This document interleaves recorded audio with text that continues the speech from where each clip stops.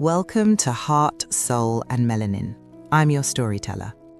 We're here for the ones who've spent years being strong, the ones who've been the foundation and the rock, but forgotten who they were along the way. From the rain-slicked streets of London to the red dust of Benin, we tell stories that don't just look like you, they feel like you.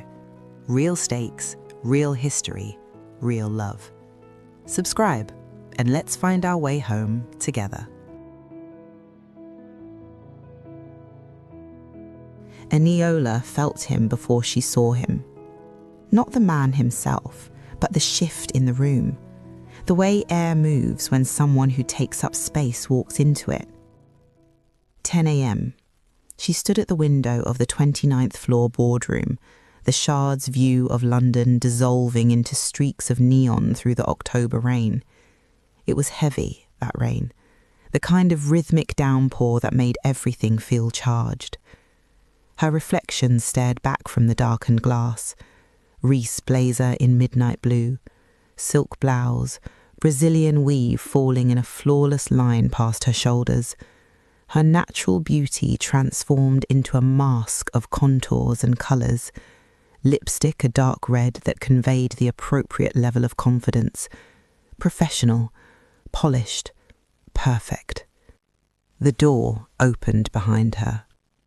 Clive Baptiste didn't announce himself. He didn't need to. At least 6'2", broad-shouldered in a way that made his tailored suit look like it was barely containing him, dark-skinned with sharp features in a face it would be rude not to stare at. His hair was cut low, a number one cut with a razor-sharp hairline that suggested a personal relationship with his barber, salt and pepper at his temples, not trying to hide it, just wearing it like it was there by design. The overall effect was, wow. She caught his reflection in the glass as he stopped, not quite beside her, but close enough that she had to look up, and she turned. Her footsteps had been confident, deliberate on the polished floor. Close enough that she caught his scent, his cologne and something warmer, bergamot maybe, mixed with something warm and spicy, layered over the scent of cocoa butter on his skin. He smelt expensive and familiar all at once. It was delicious. His eyes settled on her, clear and direct, assessing. Not the way men usually looked at her in this building, like she was decoration or threat. This was different. He was reading her. "Eniola Davies," he said. His voice was a deep London gravel that seemed to rumble, rich and measured, not a question, a statement of fact. "Senior Sales Director, Enterprise Accounts, 60 million in closed deals last year, 3 years running at target or above." He paused, his gaze steady. "That's an impressive CV, but I've been in enough boardrooms to know something else. Women who perform like you do in places like this don't get here by accident. They get here by making themselves indispensable." Another pause. "The question I'm here to ask is whether you still want to be." Eniola's jaw tightened. She heard the faint jingle of her bracelet as she crossed her arms, that dull, familiar ache at her temples where the weave pulled tightest flared hot. "I don't know what script Graham gave you," she said, her voice controlled but edged underneath. "But if you're here to assess whether I'm committed to a company I've given 10 years to, you can save yourself the time. I've survived 2 mergers, a restructure, and a VP who tried to take credit for my biggest client win. I'm still here. That should tell you everything you need to know." He moved, one measured step closer, into her space, not aggressive, but deliberate. Eniola had to tilt her head back slightly to hold his gaze, and she hated that. Hated that he was tall enough to make her feel small. "You're right," he said, quieter now but not softer. "You're still here." The rain beat steadily against the glass between them. The question isn't about what you've survived, Eniola. It's about what you've given up to survive it. The words landed sharp, too close to something she didn't want to think about. "You've been here 5 minutes and you think you know all about me?"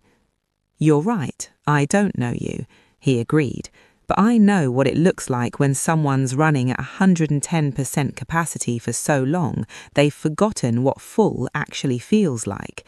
I've seen your presentation style in the recordings Graham sent over. You're brilliant, but you're also performing for a room that's already made up its mind about you." She wanted to argue, but the exhaustion sitting just beneath her ribs wouldn't let her. Her phone buzzed on the table behind them, once, twice, 3 times in quick succession. Tasha. She didn't look at it. "You need to get that?" he asked. "It's fine," she said, too quickly. He studied her for a moment. "Is it?" Eniola said nothing. The rain filled the silence between them. He stepped back, giving her space. "We're going to be working together for the next 2 weeks," he said. "At the end of it, I'll make a recommendation to the leadership team about how to optimize this division."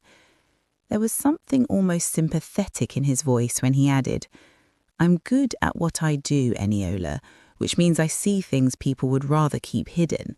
So if there's something you don't want me to find, personal, professional, whatever, now's the time to decide how much access you're willing to give me." He turned toward the door, his presence already receding like a storm moving past. "We have an official debriefing meeting later today, then we'll start tomorrow, 8 a.m, your office." At the door he turned back. "And Eniola, that armour you're wearing, the hair, the makeup, the always on, it's powerful and it's effective, but I know what it costs. Armour's heavy, and you look tired." The door opened. His footsteps faded down the corridor. The door closed with a soft click. Eniola stood in the empty boardroom, staring at her reflection in the rain-streaked glass. Her phone buzzed again. She picked it up. "If you can feel the tension building between these two, drop a black heart in the comments. And I want to know, have you had someone see you more clearly than you saw yourself, even if you hated that?" That morning had started the way every morning had started for the last 3 years. 5 a.m, the alarm that felt like a violation. She dragged herself into the shower, the water running hot while she stood under it trying to wake up. Then the straighteners, the snap and pull of the plaits through every section of a 24-inch Brazilian weave that cost £850 every 3 months. 45 minutes on her hair making sure it lay flat every single day. She used to wear her hair natural, tight 4C coils blown or twisted out, a halo of texture that made her feel rooted and grounded, like herself. That was before the senior leadership offsite in 2019, before Graham, then her direct manager, pulled her aside after her presentation and said, with that concerned smile of his, "You're so talented, Eniola. I just want to make sure you're presenting yourself in a way that inspires confidence with our enterprise clients." She got the weave installed 2 weeks later. She got promoted 6 months after that. Her daughter's first text came at 6:47 a.m, the phone vibrating on the bathroom counter. "Mum, we need to talk. It's about uni. Call me when you can." Eniola was in the shower. She saw it at 7:15. The next text came at 7:32. "Mum, I'm serious. I think I want to change my course. I know you'll be disappointed, but I don't think I can keep doing law. Please call me." Eniola typed back, quickly, "Baby, I hear you. This is a big decision. Let's talk properly tonight when I can give you my full attention. I love you. We'll figure this out together, promise." She hit send, exhaled. Then her work phone buzzed. Graham, her first meeting moved up to 9 a.m. The 9 a.m. sales leadership meeting. Eniola sat at the long glass table in the executive conference room. 12 people. She was the only black woman. She was always the only black woman. Graham, 56, ruddy-faced, always in awkward-looking suits, sat at the head of the table. He had the kind of confidence that came from never being questioned. "Right, team," he began, his voice jovial but pointed. "Quick update. As you know, since the TechView merger, we've been asked to take a hard look at operational efficiency across all divisions." He paused for effect. "Which is why we've brought in Hartley Consulting. Clive Baptiste will be embedded with us for the next 2 weeks to assess our leadership structure, sales processes, and team dynamics." His smile sharpened. "Everyone will have a chance to work with him, but we're starting with our top performers. Eniola, you'll be his primary focus this week." The way he said primary focus made it sound like an honor. It wasn't. Across the table, Dev from Enterprise Solutions smirked into his oat milk latte. Sarah from Operations suddenly became very interested in her laptop screen. Eniola felt the familiar weight settle on her chest, the weight of being watched. "Eniola, you're a model of consistency," Graham continued, false warmth coating every word. "I'm sure Clive will find nothing but best practices. Full transparency, of course. Sales records, client interactions, calendar access. We're all in this together." Eniola smiled, the smile she'd perfected over 10 years. "Of course, Graham," she said, smooth and professional. "Whatever the team needs." The 4 words that had cost her more than she could measure. Her phone buzzed in her bag under the table. Once, twice. She didn't look at it. The meeting ran long. Lunch came and went. By the time Eniola got back to her desk, she had 5 missed calls from Tasha and a text that made her chest tight. "Mum, where are you? The deadline to switch courses is Friday. I need to decide. I can't do this alone. Why aren't you answering?" Eniola closed her office door, sat down at her desk, put her head in her hands. Then Graham messaged her. "Meeting with Clive at 5 p.m, boardroom. Gentle reminder." This was the first she'd heard of it. She looked at her phone, at Tasha's messages, at the time. 4:47 p.m. Her breathing felt controlled but strained underneath. She texted her daughter. "Baby, I'm so sorry. I've been in back-to-back meetings. I promise we'll talk tonight. This is important and I want to give you the time you deserve. Just bear with me. We'll figure this out." She meant it, but she also knew that by the time she got home, she'd be too exhausted to give the conversation the total clarity of thought it deserved. Tasha may never know, but she'd know. So when Clive Baptiste walked into that boardroom at 5 p.m, tall, broad-shouldered, striking, moving like Mansa Musa, like he owned the world, Eniola was already on the edge. She wasn't ready for a fight. She also wasn't ready for him to sit down across from her, open her client portfolio and say, "The Barclays deal last quarter, you closed it in 6 weeks. "Yes," she said, wary. "Their CFO rejected your initial proposal 3 times. You pivoted on the 4th call, repositioned the entire value prop from cost savings to risk mitigation and regulatory compliance." He looked up at her. "That's not the standard playbook. That's you reading the room and adapting in real time." Eniola blinked. She hadn't expected specificity. "You actually read the case file?" she said. "I read everything." He leaned back a little in his chair. "You're one of the best closers in this building, Eniola, which means Graham didn't bring me in to assess your performance. He brought me in to find a reason to move you out." The words should have shocked her, but they didn't. "I know," she said quietly. "So why are you still here?" She felt herself bristle. "Because I'm good at what I do. Because I've earned my place here. Because if you leave, you lose the income, the security, the proof that you made it." He paused. "But what are you actually holding on to, Eniola?" Silence. The building hummed quietly around them, that low frequency of climate control and distant elevators, the rain against the windows. She wanted to argue, to defend herself, but the exhaustion that had been sitting on her chest all day pressed down harder. My daughter needs me today.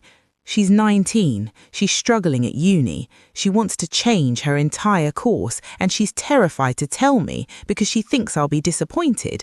And I couldn't even call her back because I was in a meeting about operational efficiency. Her voice cracked slightly. So don't ask me what I'm holding on to. I'm holding on to the ability to pay her tuition and prove to her that working this hard actually means something. Clive didn't look away, didn't offer empty comfort. Does it? He asked carefully. Mean something? What kind of question is that? She shot back sharp. An honest one. His phone buzzed and vibrated against the table. The screen lit up. Mum, with a photo. An older black woman. Bright smile, head wrap. He picked it out without hesitation. Yeah, Mum, he said into the phone, his accent thickening, warmer now. I'm still at a meeting. No, I didn't forget. The hard dough bread and the saltfish. Yes, I know the bakery closes at 6. He laughed, genuine and warm. I'll be there by 8. Love you too.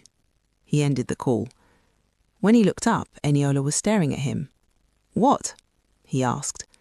You just answered. She's my mum. Why wouldn't I? Eniola's voice came out quieter than she intended. I haven't answered my daughter's calls all day.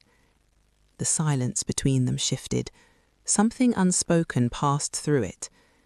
Then maybe the question isn't whether you're good at your job, Eniola, he said carefully, no judgment in his voice. Maybe it's whether this job is good for you.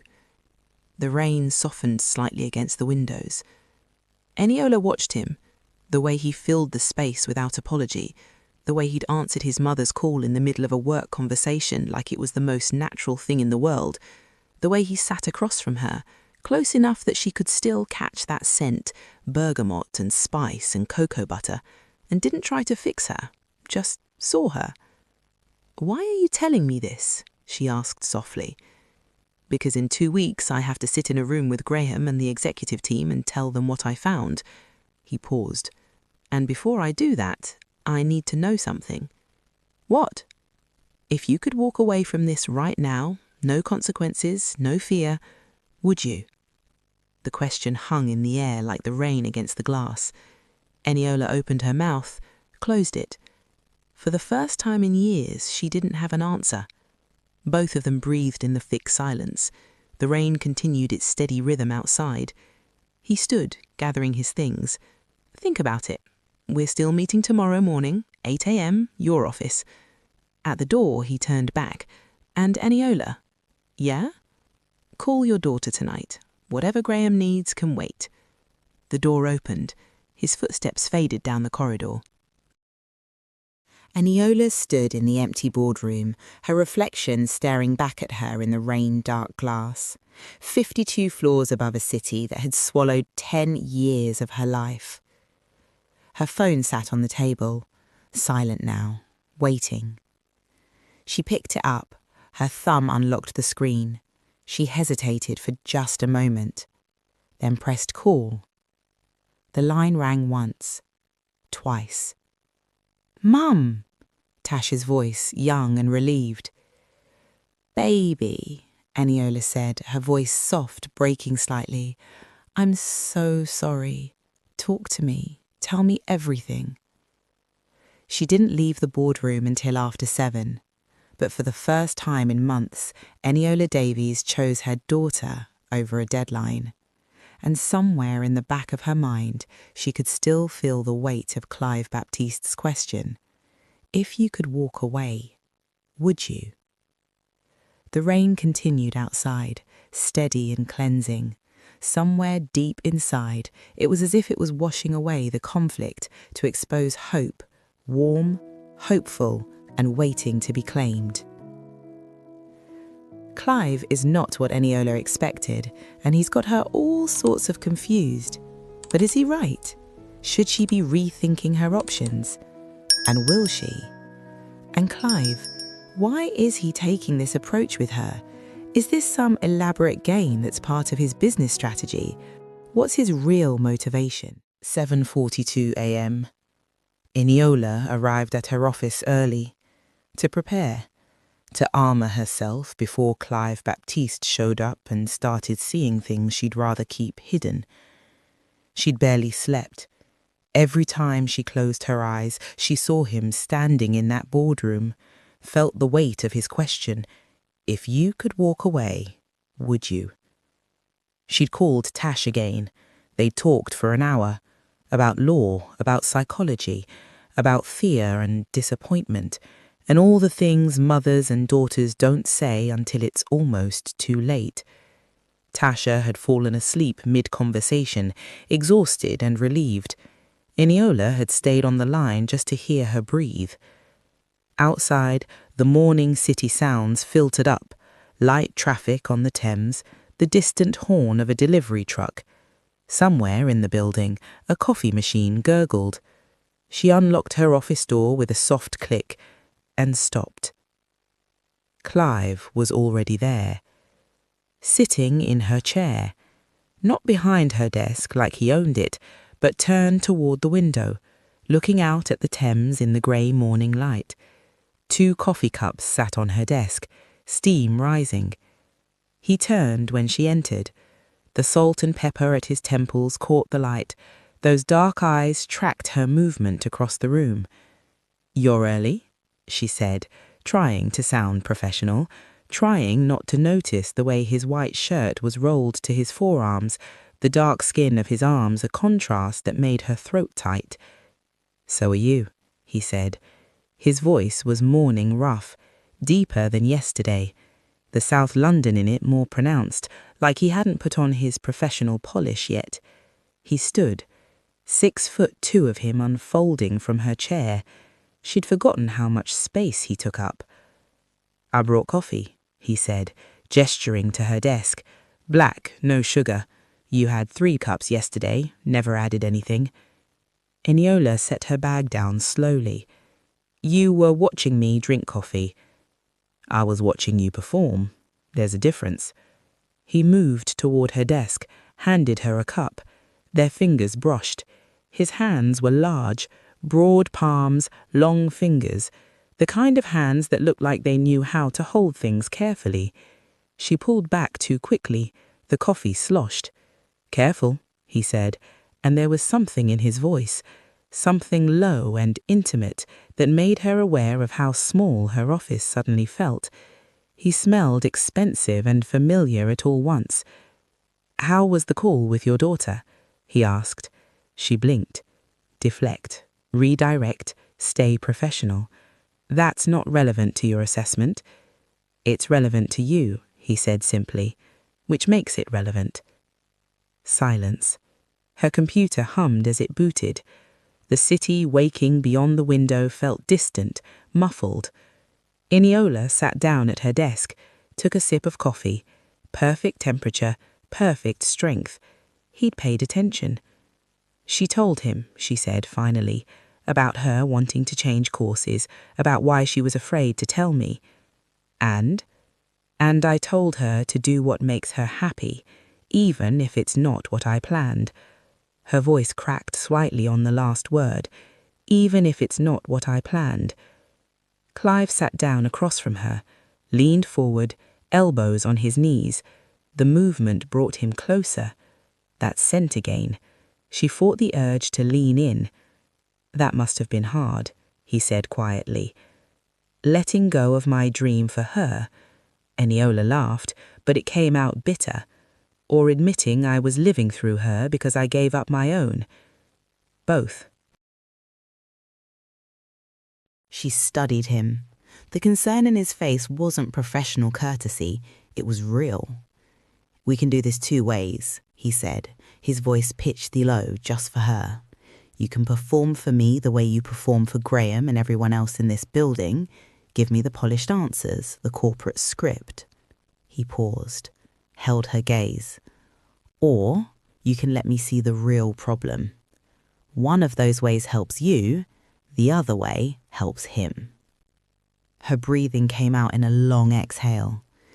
"If I let you see the real problem," she said slowly, "what happens when you write your report?" "It depends," he said, "on whether you want me to help you survive this place or help you realize you don't have to." The day unfolded like a strange dance. Clive shadowed her through back-to-back client calls. He sat in the corner of her office, silent, watching. She tried to ignore him. Impossible. She was aware of him the way you're aware of weather, a constant presence, changing the atmosphere of every room. On a call with a global insurer, she was brilliant, she always was, pivoting objections, building consensus, closing gaps in the conversation before they became deal breakers. When she hung up, she felt the familiar rush, the high of winning. "You're good at that," Clive said from the corner. "Thank you." It wasn't a compliment, it was an observation. She turned in her chair to face him. "What's the difference?" He stood, walked closer, stopped at the edge of her desk. "A compliment is about admiration. An observation is about truth. And the truth is you're exceptional at convincing people to say yes to things they didn't know they wanted. The question is whether you enjoy any of it." Eniola opened her mouth, closed it. She couldn't answer. "Come on," Clive said, checking his watch. "It's past 1. We're getting lunch." "I usually work through lunch." "I know," he said. They didn't leave the building. The soft rustle of takeaway bags announced their arrival before she could see them. Clive had ordered from 2 different vendors at Borough Market, Caribbean from the Jamaican store near the cheesemongers, West African from the West African place by the fish market. He spread the containers out on her desk like an offering. She heard the pop of a drink cap being opened. "I didn't know what you'd want, so I got options." Eniola stared at the food. Jollof rice, fried plantain, curry goat, dumplings, saltfish fritters. Her stomach twisted with something that wasn't hunger. "When's the last time you had a proper meal?" he asked, sitting down across from her. "I eat," she said defensively. "Meal deal sandwiches at your desk don't count." He pushed a container toward her. "Try this. My mum makes it better, but this place comes close." She took a bite of the curry goat. Rich, tender, the Scotch bonnet heat building slowly. "Good?" he asked. "Good," she admitted. He smiled, a real smile that changed his entire face, made him look younger, less consultant and more man. "Now you," he said, nodding at her jollof. "Let me see if this is better than the Ghanaian version." "It is," she said firmly, "obviously." "Bold claim," he said, leaning forward, taking a forkful from her container. Their hands were close, not touching, but close enough that the air between them felt charged.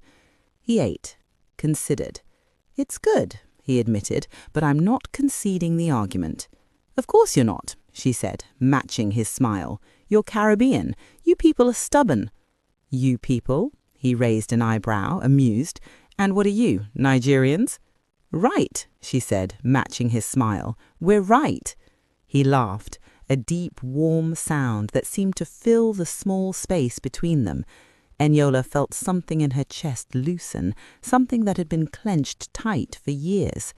They ate in comfortable silence for a while. The building around them emptied as people went to lunch. It was just them, the food, the quiet intimacy of sharing a meal. "Tell me about your mum," Eniola said. Clive leaned back in his chair. "Paulette Baptiste, retired nurse, raised me alone in Peckham. My dad left when I was 2. She worked night shifts, double shifts, any shift that meant I could go to a good school." His voice softened when he talked about her, the professional polish stripped away completely. "She taught me 2 things. Work hard, but not so hard you forget what you're working for, and never ever let anyone make you feel small." He watched her across the desk. "What about your dad? You mentioned him yesterday." Eniola set down her fork. "Chukudwi Davies, Nigerian immigrant, 3 jobs, 6 days a week. He wanted me to be a lawyer, thought it was the pinnacle, proof he'd made it in this country, raising a daughter who could argue in British courts." Her voice wavered. He died when I was 16, heart attack at work. I found out later he'd been having chest pains for months but couldn't afford to miss shifts. Just their breathing filled the space between them. I got pregnant with Tasha at 23. I'd only just got my legal training contract. Had to give it up to become a single mother. Everything my father didn't want for me. So I worked. I clawed my way into corporate. I made myself indispensable. I thought if I could just succeed enough, it would justify everything. And has it? Clive asked quietly. She met his gaze, at the concern in his dark eyes, at the way he sat perfectly still, giving her space to fall apart if she needed to. No, she whispered. Clive reached across the desk, not to touch her, but to move his hand closer, an invitation. Your father would be proud of you, Eniola, but I don't think he'd want you this exhausted, this alone. You didn't know him. No, Clive agreed, but I know what it's like to sacrifice everything to prove you're worthy of a space they were never going to give you freely. Something in his voice made her look up sharply. What do you mean? He was quiet for a long moment. Then, I worked at Deloitte for 14 years, made partner at 33, youngest black partner in the London office at the time. I thought I'd arrived. Then I realized I was still the only one in the room, still working twice as hard, still biting my tongue in meetings where they'd take credit for my ideas. His jaw tightened. I had a heart attack at 39, minor one, wake-up call. I was in the hospital, and all I could think was, I'm killing myself for people who see me as a diversity metric. Eniola's breath caught. Clive? So, I quit, he said simply. Started my own firm, smaller clients, my terms. I answer my mum's calls, I sleep at night, I'm happy. He held her gaze, and the intensity in it made her pulse quicken. I saw you in that boardroom. I saw myself, and I thought maybe I could help you see what I couldn't until it almost killed me. It was past 8 when Eniola glanced up from her laptop and realized they were the only ones left on the floor. The building felt different at night. Silence, except for the hum of her computer. Occasionally she could hear the distant sound of the cleaning crew, a vacuum somewhere on another floor, a cart rolling past in the corridor. The lights in the surrounding offices were dark. London spread out below them, the Thames reflecting city lights like scattered gold. You should go home, Clive said. He was still there, still sitting in the chair across from her desk, reading through her client files. One more email, she said automatically. He closed the folder he was reading, fixed his gaze on her. Eniola, go home. I just need to... No, he said, and there was something firm in his voice, not controlling, protective. You don't. Whatever it is, it can wait until tomorrow. She bristled. You don't get to tell me what I need to do. You're right, he said. He had stood, had started gathering his things. So I'll wait. What? He sat back down, settled into the chair like he had all the time in the world. I'll wait. Finish your email, then we leave, together. Why would you do that? He watched her, his dark eyes steady in the low light of her office. Because I don't think anyone's waited for you in a long time. Her breathing came unsteady. The soft whir of her laptop's fan was suddenly the loudest sound in the room. Something broke in her chest, a small, sharp crack in the armour. She closed her laptop without finishing the email. Okay, she said quietly. Let's go. The elevator dinged, their footsteps echoed in the empty corridor. The building's revolving door swished as they pushed through it. The cold air stole her breath, and already bone-deep exhausted, the shock of it made her lightheaded. She stumbled, just slightly. He was there, his hand catching her elbow, steadying her. I'm fine, she said, but she didn't pull away. I know, he said, but he didn't let go. They stood there, his hand solid and strong on her arm through her coat, close enough that she had to tilt her head back to look at him, close enough that she could see the thickness of his lashes as she looked into his eyes, close enough that she caught that scent again, bergamot and spice, warm cocoa butter underneath, and couldn't help but breathe it in deeply. "Eniola," he said, his voice low, a warning or maybe a question. The air between them changed, thickened. She was aware of everything, the width of his shoulders, the way his chest rose and fell with each breath, the size of his hand on her arm, large enough to wrap her around completely, gentle enough that she knew he'd let go the moment she asked. She didn't ask. "I should walk you to your car," but he didn't move. "You should," that she didn't move either.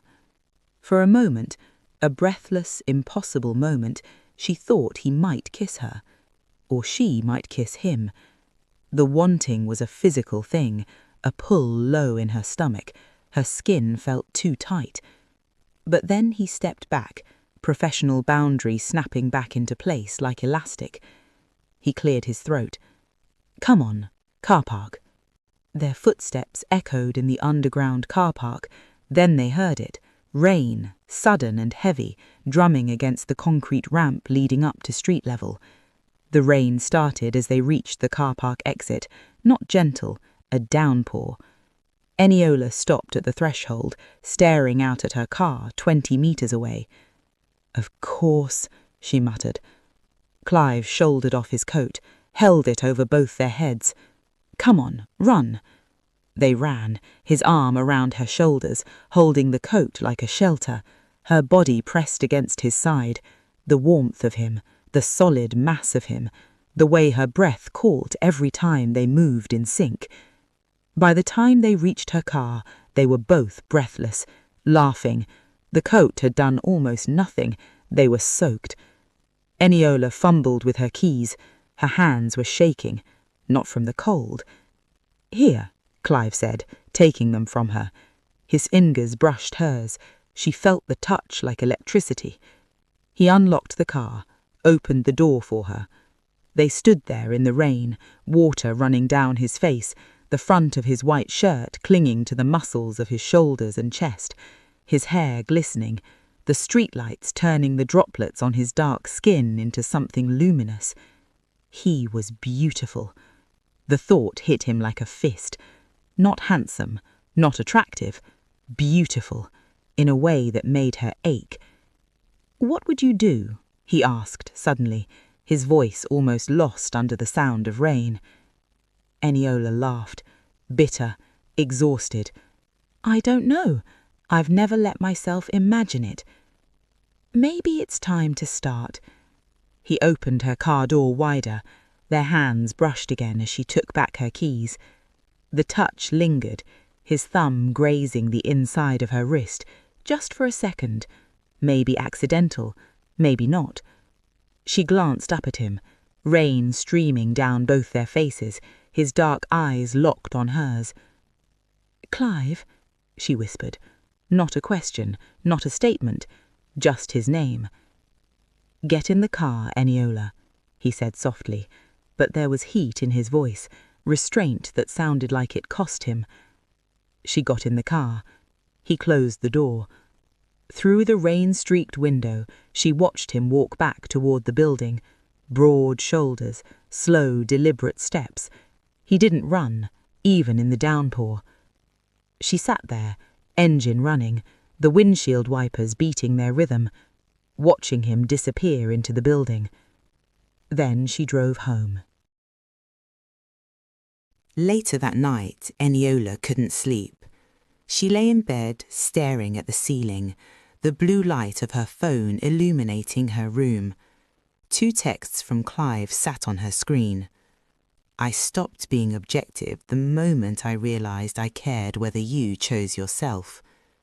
You deserve better than this, Eniola, and I think you know it." Eniola's stomach did a slow, sick flip. She read the messages 3 times. Her thumb hovered over the keyboard. She didn't reply, but she didn't delete the messages either.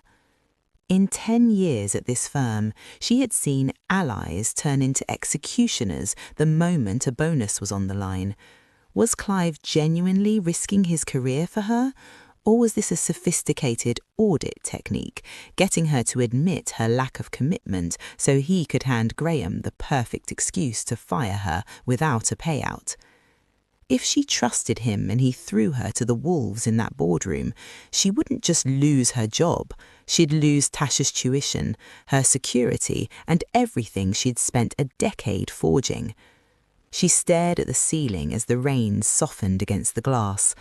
For the first time, the perfect Eniola Davies was truly afraid. Eniola Davies has spent a decade building a fortress stone by stone. But tonight, the walls feel thin. Clive Baptiste has cracked the professional veneer, offering a glimpse of a life where she doesn't have to carry the world alone. But in Eniola's world, care is often a currency, and she's wondering what Clive's invoice looks like. Is this the beginning of a beautiful connection, or the most sophisticated corporate trap she's ever encountered? Is he the sanctuary she's been praying for, or is he just the most charming executioner she's ever met? The board meeting is only hours away. If she trusts him and she's wrong, she loses everything: her security, her daughter's future, and the identity she sacrificed her soul to build. In the boardroom, the truth always comes out. The question is, who will Eniola be when the audit is finally over? I want to hear from you in the comments.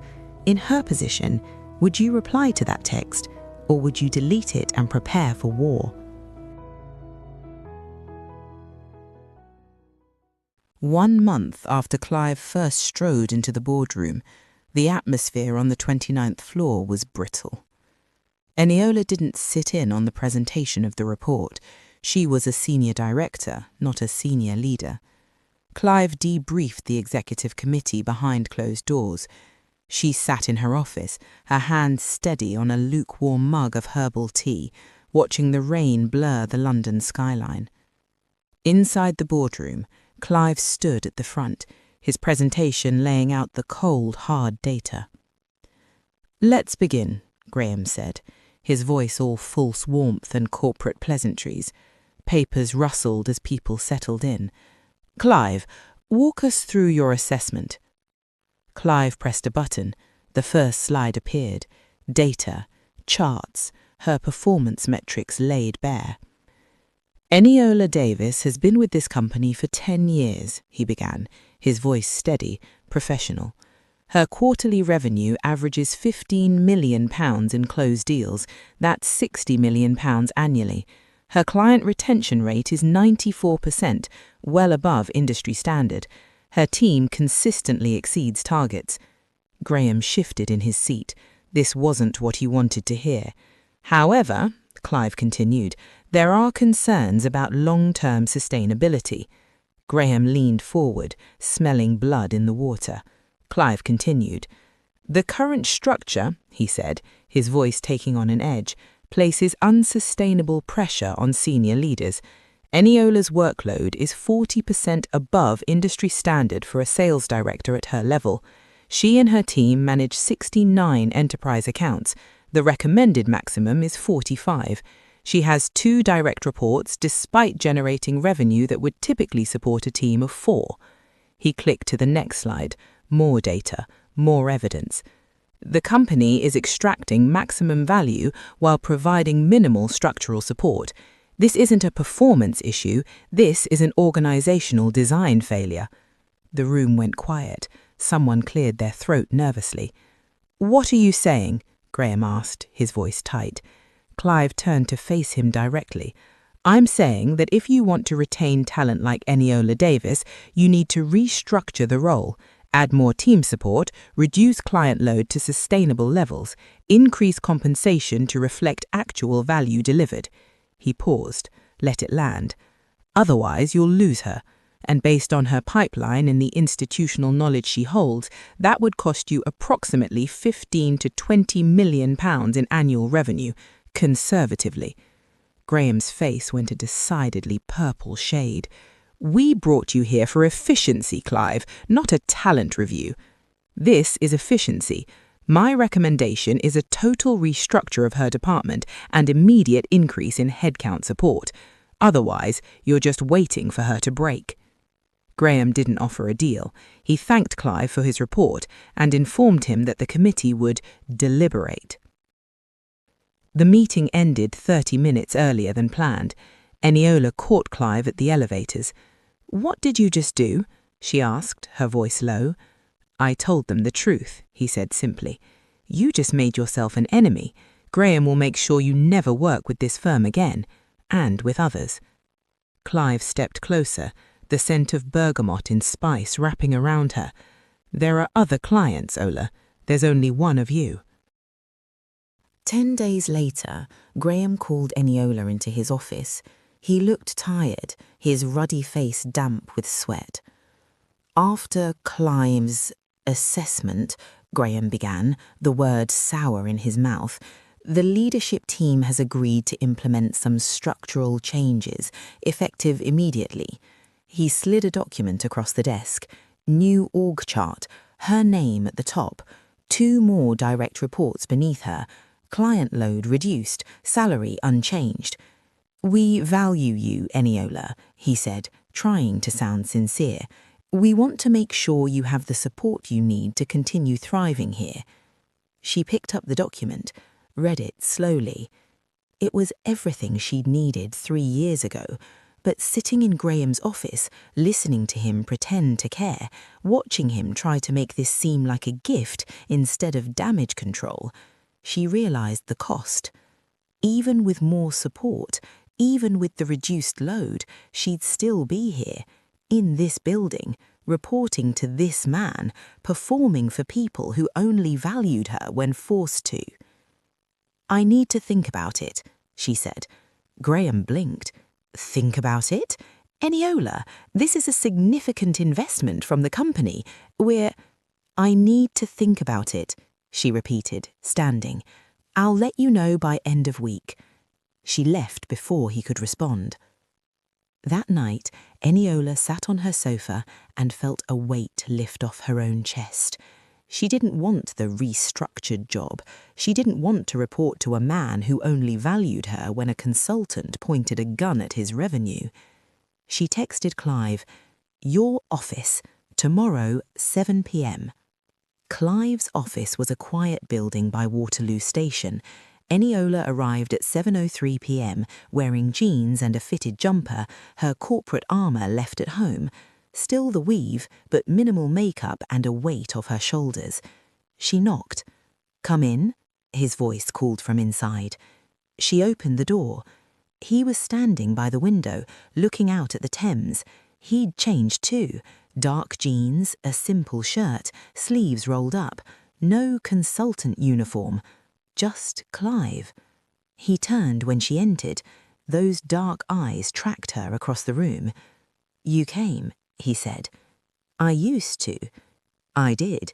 He gestured to a small table where 2 wine glasses sat, a bottle already open.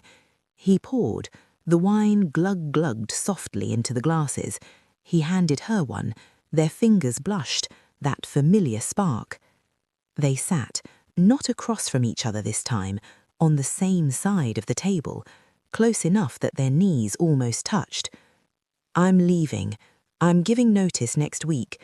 I've got a lawyer working on a proposed package for my quiet exit." He smiled, a real smile that reached his eyes. "Good. I don't know what I'm doing. I don't have a plan. I'm terrified." "That means you're doing it right," he said. She took a sip of wine, gathered her courage. "Why did you risk your reputation for me? You didn't have to go to war with Graham. You didn't have to make yourself an enemy." He turned to her. The intensity in his gaze made her breath catch. "I saw you in that boardroom, Eniola. I saw myself. A brilliant person trapped in a system designed to extract everything and give back very little in comparison. And I thought, maybe I could help you see what I couldn't until it almost killed me. Why do you care? She whispered. Because, he said, and his voice dropped lower, intimate, just for her. I stopped being professional the moment I realized I couldn't stop thinking about you, the moment I hoped you'd choose yourself. Eniola's heart was hammering. Clive, she said, her voice barely above a whisper. He reached for her hand, slowly, giving her time to pull away. She didn't. His hand closed around hers, large, warm, careful. I've broken about 15 consulting ethics rules since I met you, but I don't care. You deserve better than the life you've been living, and if watching you choose yourself means I lose clients, then I lose clients. She stared at him, at the concern in his face, at the way he held her hand like it was something precious. This isn't about work anymore, she said. No, he agreed. It hasn't been for a while. Then what is it about? He watched her. It's about a woman who deserves to be seen, not as a diversity hire or as a revenue generator, just seen as herself. Something in her chest cracked open. I see you, he said softly. Every time you put on that armour, every time you perform, every time you pretend you're not exhausted, I see you, Eniola, and I think you're incredible. She was crying. She didn't know when it started. He reached up, brushed a tear from her cheek with his thumb. The touch sent electricity through her. I don't know how to stop performing, she whispered. Then start with this, right now, with me. No armour, no performance, just you. She watched him, at this man who'd seen through every wall she'd built, who'd risked his career to protect her, who sat with her in empty offices and waited, who answered his mother's calls in the middle of meetings and thought it made him more, not less. Clive, she whispered. Yeah? I want to kiss you. His breath caught. Eniola? I know all the reasons why we shouldn't, the ethics, the professional boundaries, all of it, but I don't care. I've spent 10 years doing what I should. Right now, I want to do what I want. He studied her face. Are you sure? Yes. He moved slowly, giving her every chance to change her mind, but she didn't. He leaned in. She met him halfway. The first brush of his lips against hers was gentle, testing, his mouth soft and full and perfect.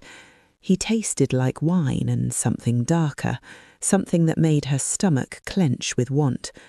She made a sound, small, helpless, and he pulled back just slightly. Okay, he murmured against her mouth. More, she whispered. His hand came up to cup her face, large palm against her jaw, thumb brushing her bone top. Then he kissed her again. Deeper this time, his tongue rasped against hers, slow, deliberate, devastating. She felt it everywhere, heat pooling low in her stomach, her skin suddenly too sensitive. He kissed like he did everything else, deliberately, thoroughly, like he had all the time in the world and intended to use it. She reached for him, her hands finding his shoulders, then sliding up the back of his neck, feeling the warmth of his skin. He pulled her closer, his other arm wrapping around her waist, pulling her into him. She felt the solid strength of him, the size of him, the heat of his body against hers. His arm tightened even further around her waist. His other hand slid up her back to hold the back of her neck, holding her tight in his big arms. His lips were impossibly soft, full and beautiful, perfect, the kind of mouth made for exactly this, for taking time, savouring, making her forget everything but him. She kissed him back, poured 10 years of exhaustion and loneliness and wanting into it, let herself feel everything she'd been afraid to feel. When they finally broke apart, he rested his forehead against hers. His hand moved back to cup her face again, his arm still around her waist, like he had no intention of letting her go.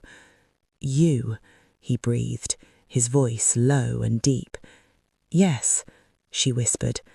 They stayed like that, foreheads pressed together, breathing each other's air, holding each other tight. "I'm terrified," I admitted quietly. "Of what?" "Of wanting this, of wanting you, of what happens if I let myself—" "Let myself what?" She pulled back just enough to look at him, at his face, at the concern and want and care written all over it. "Fall," she whispered. His expression softened. "You can fall. I'll catch you." They talked until midnight, about what came next, about her leaving, about his work, about whether this, whatever this was, could be real outside the pressure cooker of the assessment. "I want to do this right," Clive said. "Not rush, not because we're caught up in the intensity of everything that's happened." "What does right look like?" she asked. "Slow," he said. "Give you time to figure out who you are when you're not performing. Give us both time to see if this is real." She smiled. "It feels real." "It does," he agreed. "But I want you to be sure. I want you to choose this, choose me, because it's what you want, not because I helped you escape." She kissed him again. "I'm choosing you because you saw me, not my performance, not my numbers, me." "Then let's take our time," he said. "Do this properly." 3 months later.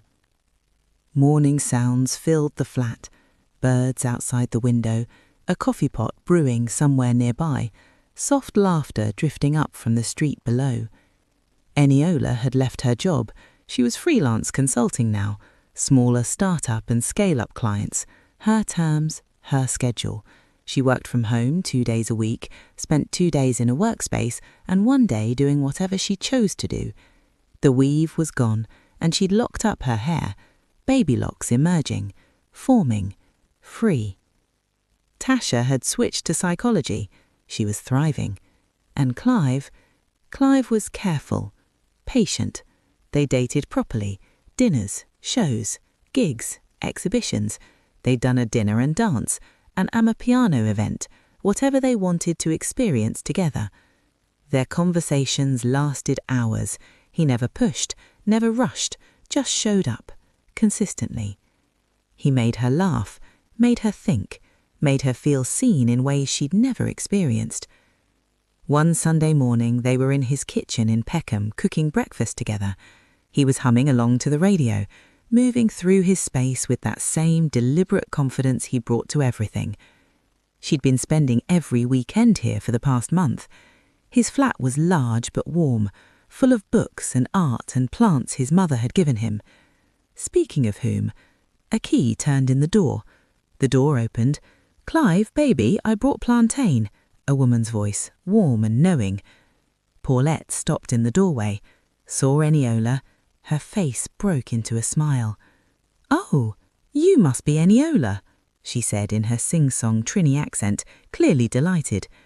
Eniola set down her coffee, suddenly nervous. "Mrs. Baptiste, it's so lovely to meet you. Paulette, please." She walked in, set down her bags, and immediately pulled Eniola into a hug. "Let me look at you." She held Eniola at arm's length, studied her face with the kind of attention that saw everything. "You look different to the photo Clive showed me," Paulette said softly. "Lighter, like you've been carrying something heavy and finally put it down." Eniola's throat tightened. "I have." Paulette smiled, patted her cheek. "Good. Now sit, eat, and tell me what's lifted the weight from your shoulders, aside from this big lump yasso." They all laughed. Dishes clinked softly. The warm sounds of a family meal filled the small kitchen. Eniola sat at Paulette's table, Clive beside her, His hand found hers under the table, squeezed gently. She squeezed back. And for the first time in years away from Tasha, Eniola Davies felt like she was home. Not in a building, not in a job, not in a performance, just home. Eniola Davies spent 10 years building a life she thought she wanted. It took 2 weeks and one honest man to show her what she actually needed, permission to choose herself. The audit was over, but her life, that was just beginning. The rain outside had turned soft and cleansing, full of hope, a new beginning. The end. Thank you for listening to The Audit. Subscribe and hit the notification bell for more mature black romance stories. This is just the first in our London love story series. And remember, if you're tired, you're allowed to rest.